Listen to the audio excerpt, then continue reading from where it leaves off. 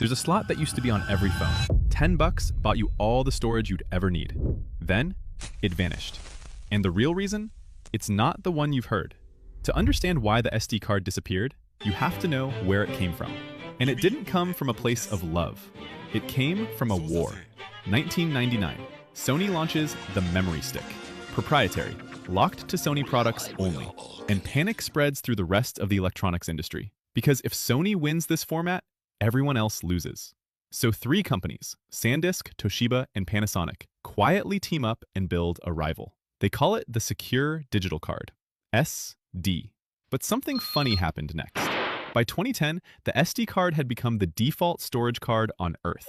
Cameras, camcorders, Nintendos, dash cams, and, most importantly, phones. Android leaned all the way in. Cheap base storage, expand it later. Samsung made it a whole selling point. They literally ran ads mocking iPhones for not having one. And for a few golden years, you actually owned your storage.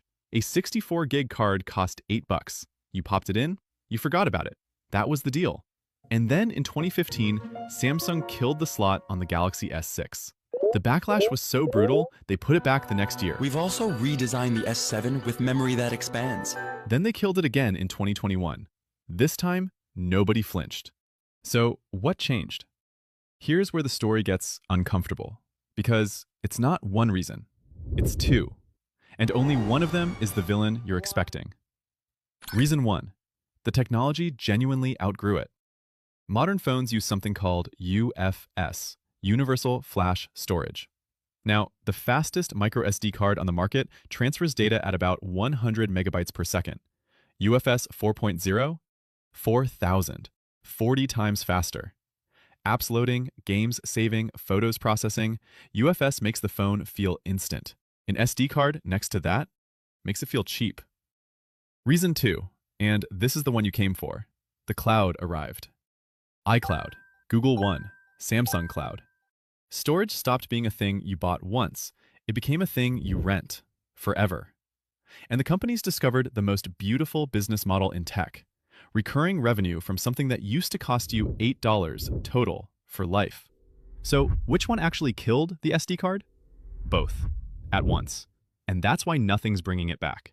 Removing the slot didn't just delete a feature. It rewired the entire deal. You used to own your storage. Now you rent it. You used to back up your photos to a card in a drawer. Now they live on a server you don't control, behind a password that can lock you out forever. And people learn this every day, the hard way.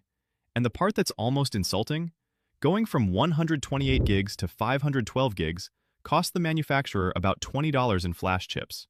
They charge you $200. A 10 times markup on a feature that used to cost $10 at a gas station. 2 new businesses from one missing slot. And the funniest part? The phones still have room for the slot. The engineers know it. The designers know it. Someone in a meeting right now is being told to find a reason it can't fit. Good luck to them.